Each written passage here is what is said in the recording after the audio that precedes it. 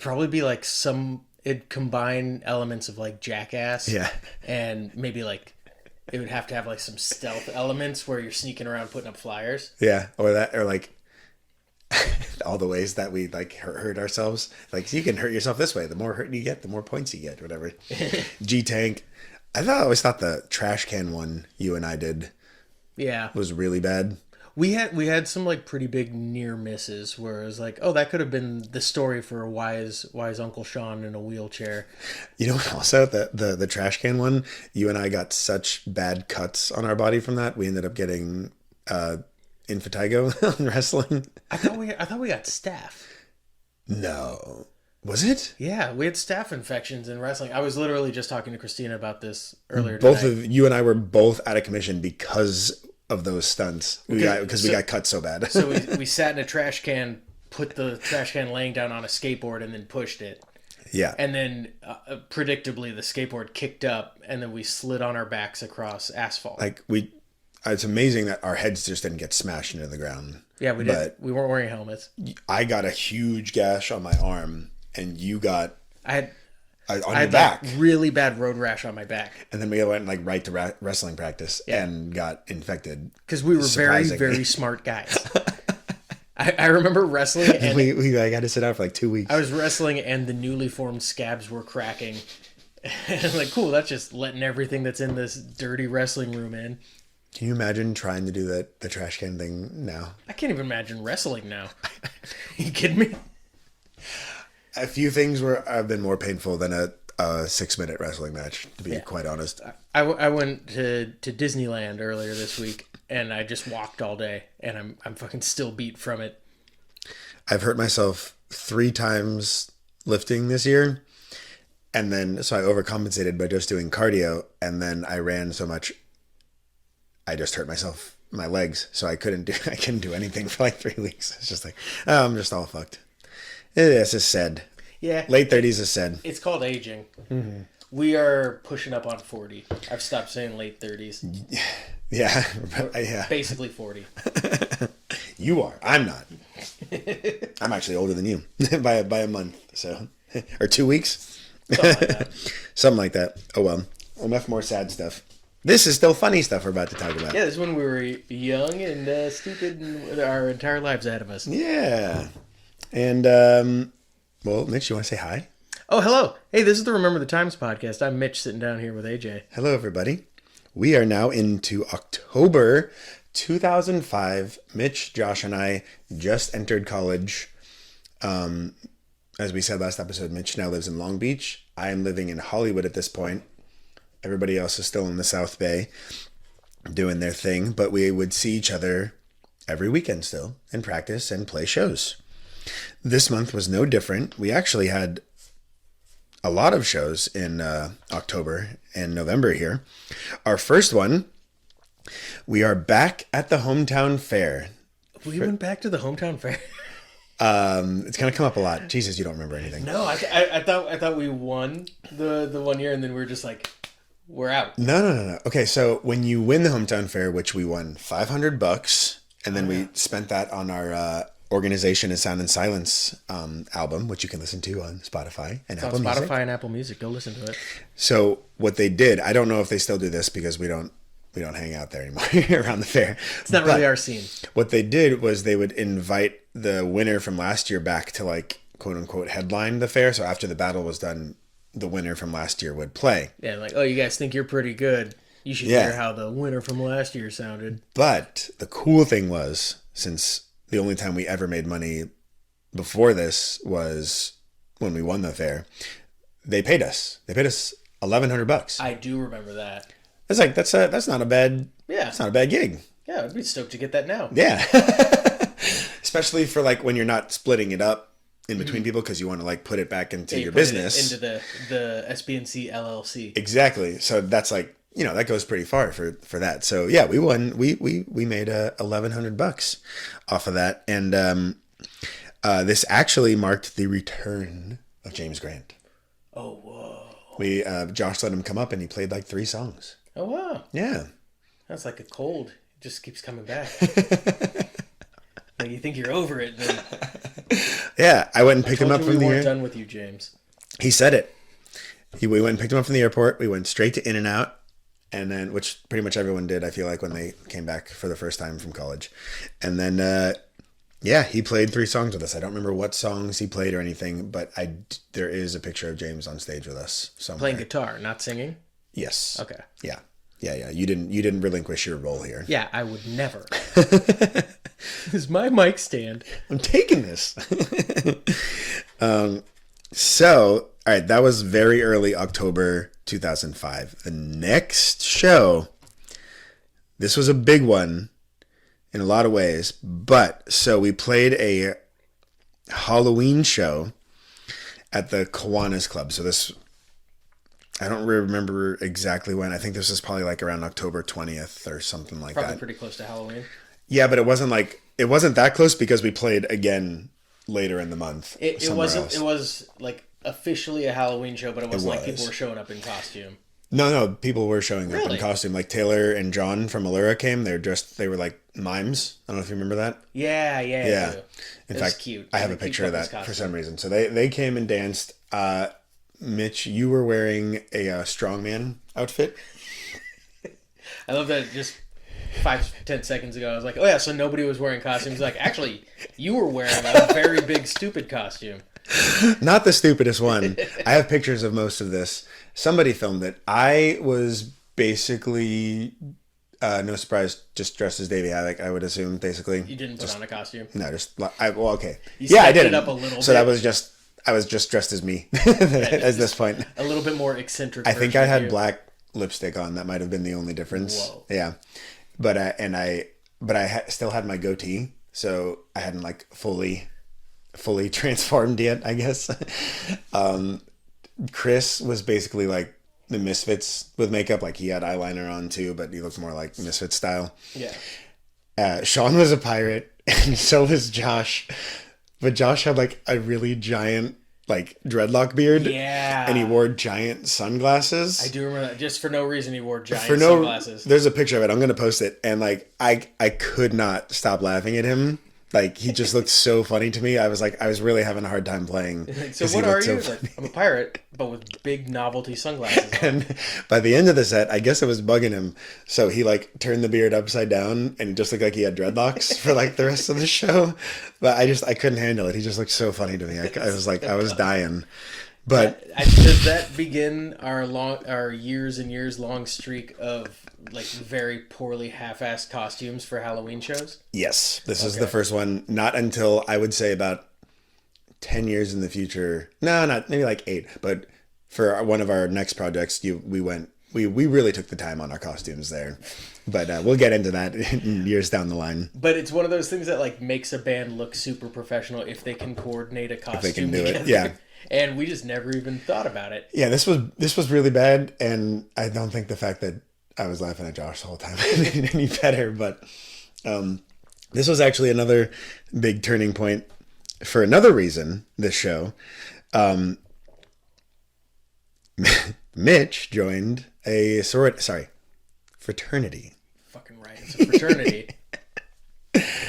And so just to back up on that, we had basically seen each other for every day for about 4 years straight now.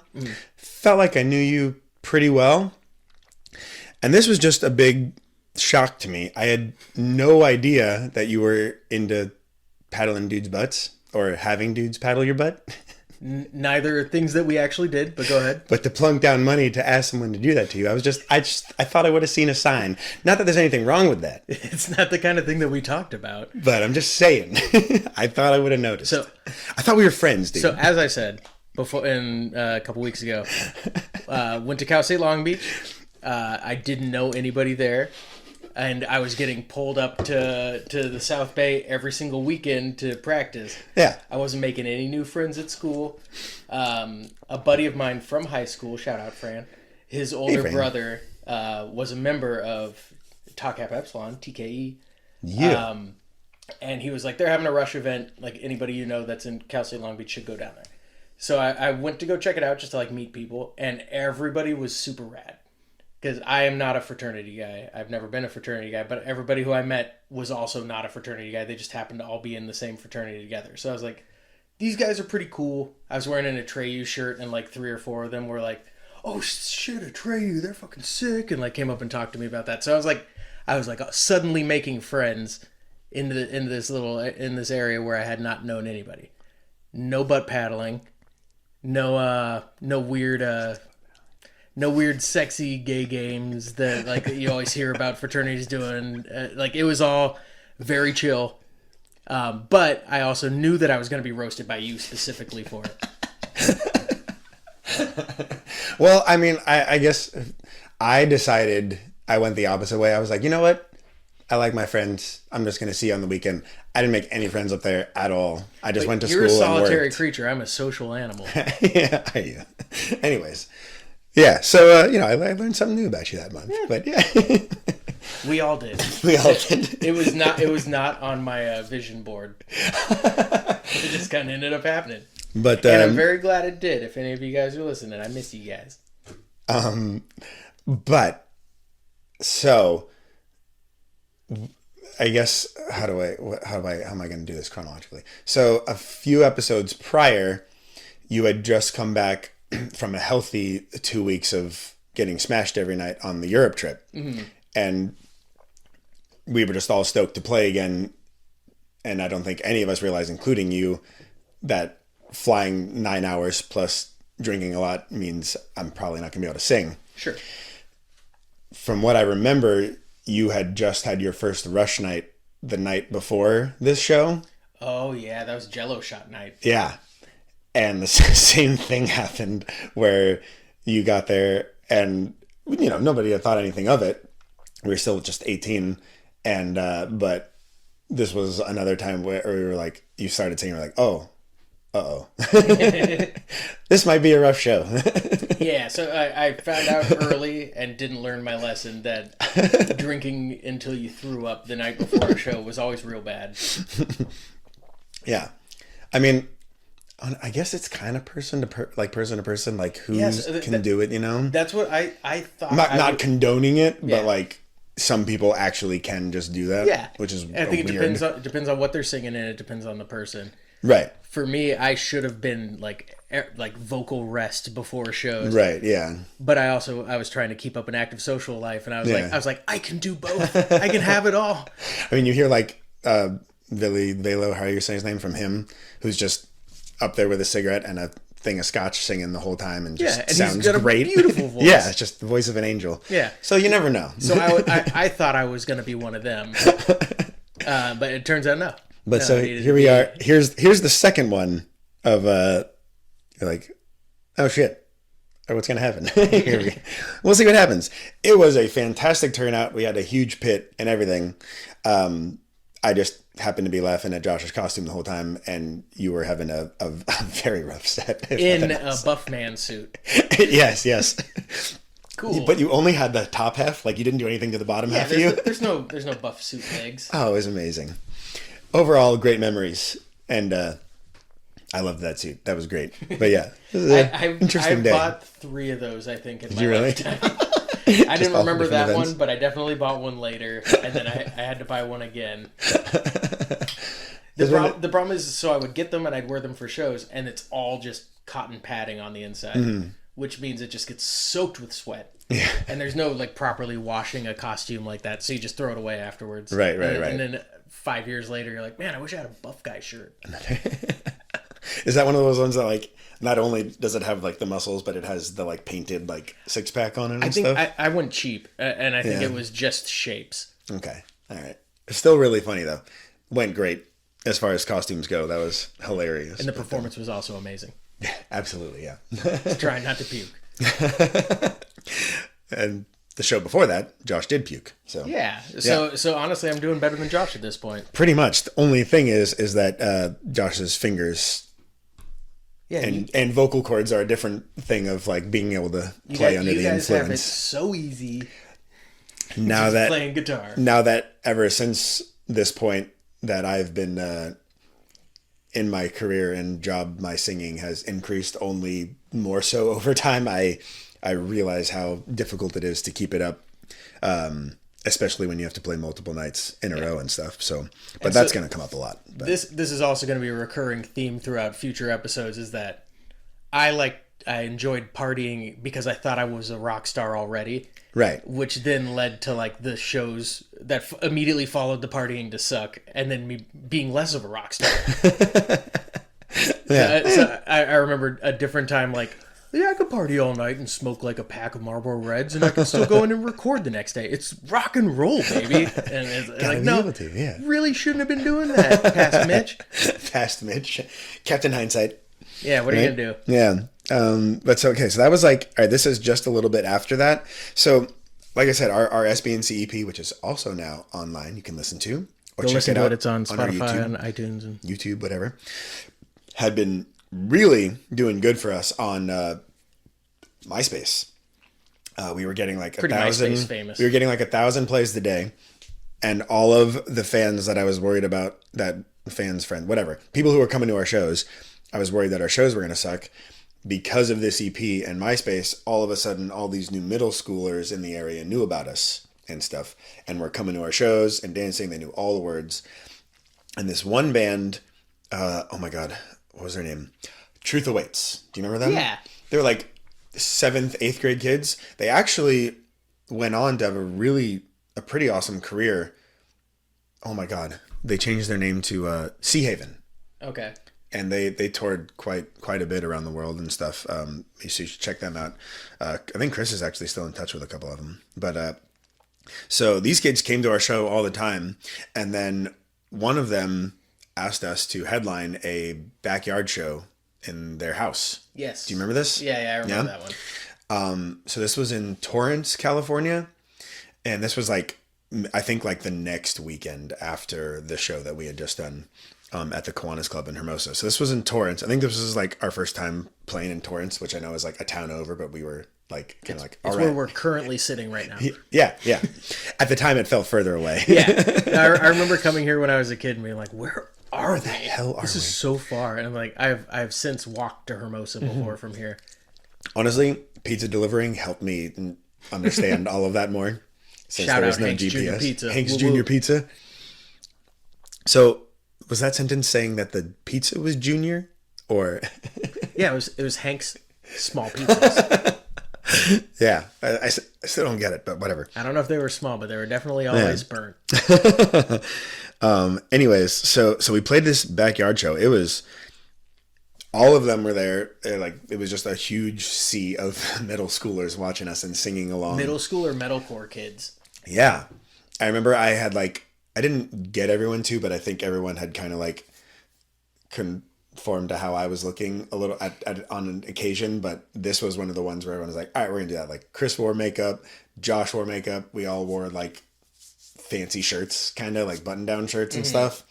So we kind of looked more uniform, basically Atreyu or whatever the hell. Whoever we're listening to at the moment. Exactly. Yeah. But, I just remember being an awesome show. I think this was the last time we ever played For Lack of Better Options live. There are pictures of me with the mic, so that just sounds like I was singing that. Yeah. What we were doing. Unless we could have been doing like, didn't we still occasionally do like AFI covers that you would sing? I don't know. I don't remember if you were letting me or having me, whatever, sing a single second at this point. Like a dictator. I mean, you're the lead singer. Isn't that usually you're there in charge? That's usually the case. I don't remember if I was singing that at that point. I'm just going to assume it was For Lack of Better Options, but I could be wrong. It could have been single second. But yeah, so that was that one. That was another great show. And then, so that was all of our October.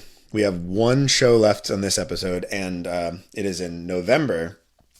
We were actually, this is ridiculous. We were trying to book another headliner at the Jocelyn Center. Only 2 months later, but again, it felt like forever. It went well. We should do it again. 2 months later. But 2 months then moves really slow. And were you working there at this point? You were. Yes. At the Parks Department. Yeah, I started working at the Manhattan Beach Parks and Rec. Yeah, which the job, you got that job because we met all the people who worked there because we played there so much. Mm-hmm. So I was grandfathered in. Chris and I went and talked to your boss, and we set up another show at the Joslin Center in November. So 2 months after our last headliner. And this was actually also supposed to be Allura's reunion show. They were getting back together. Oh, man. Yeah. And then the day before the show, I got a call from your boss being like, hey, I didn't actually like sanction that or like say it was okay. I was like, what? Yeah, you did. We've been putting up flyers everywhere and telling everyone. So like we were like absolutely freaking out, like because we really went all out on the promoting. Chris and I drove around to every other teen center or venue, anything that we could think of, and be like, could we have our show here instead? Nobody could handle it or was able to do it for the last second. So we didn't know what to do. We went down and put a sign at the Joslin Center, and then we also wrote on our MySpace. We just felt bad because a lot of people were going to come. So we decided to do an acoustic set in Chris and I's backyard. Next to our thing. I don't know. Do you remember that at all? And I remember, I think your parents were cool with it, or they were pretty cool. In town? No, they were there. They were there for that. Like as mentioned in previous episodes, your neighbors hated you. Hated us, and we actually set up Chris's drum set, and he played lightly, and we were just on the porch in my backyard, not in our room. And some people actually did get the message and just came to our house and watched our show in the backyard, which was really cool. I do remember, like, John was there because they were supposed to be there, Allura. So John from Allura was there, and he was, like, laughing at me. I could tell him he was just laughing at me. I don't know why. I think this was the start of, my hair was, like, black and longer at this point, and it was very windy, and my hair was just blowing in the wind. Majestically blowing behind you. Yeah, I think that was the start of you guys all saying I looked like a romance novel model artist. cover of a romance novel? Yeah. So that was... But yeah, that was like our salvaging the show, but that was a real bummer. And we found out later that a lot of people showed up to the Joslin Center on top of that. So we were still doing pretty good. Yeah, but they showed up and then we're like, oh, shit, it's been moved to this house down the street. Yeah. I'll pass. I'm going to pass. So I think there was like 30 people there, and I was still really cool because there was people there that we did not know. Mm-hmm. But that was a big letdown. Yeah. Yeah. What a bummer. So it was just a miscommunication with my boss at the time. I don't really remember why it happened. I just remember playing in your backyard because we had to. Well, all I can remember is he was like, "Oh, I didn't agree to that," but like Chris and I both were like we went down there and talked to him and got this date. Like we wouldn't have I don't think we would have done all that on a maybe. we agreed to think about maybe having this date. Yeah. So that was brutal. That was was that the last one? Yeah. That was a bummer. So that was a big letdown, but overall, still a good month. We made $1,100, and Mitch joined a frat, and we had 3 actually very good headlining shows. I joined a fraternity. Please say the whole thing every time. Sorority. You're incorrect. That's the other one. Fraternity. If your college was real, they would have had them too. I don't know if that would be considered Musicians Institute didn't have it. I used to call it Musicians Institute of Technology. I said I went to MIT. Yeah, I went to MIT. Josh would get very mad at that. It's like actively applying to MIT. I went. I fucking went, bro. Yeah. I sent them a recording of me playing Bark at the Moon by Ozzy Osbourne. I wonder what I did to apply to that. Maybe it was Bark probably at the Moon. Did. Was it? Yeah, did I do that? You recorded it at no shit. At the Stonehouse. Oh, cool. I don't remember that at all. I remember that happening. Well, that is a solid song to be applying with. Yeah, and just for those keeping track at home, I remembered something he forgot. This is true. Yeah.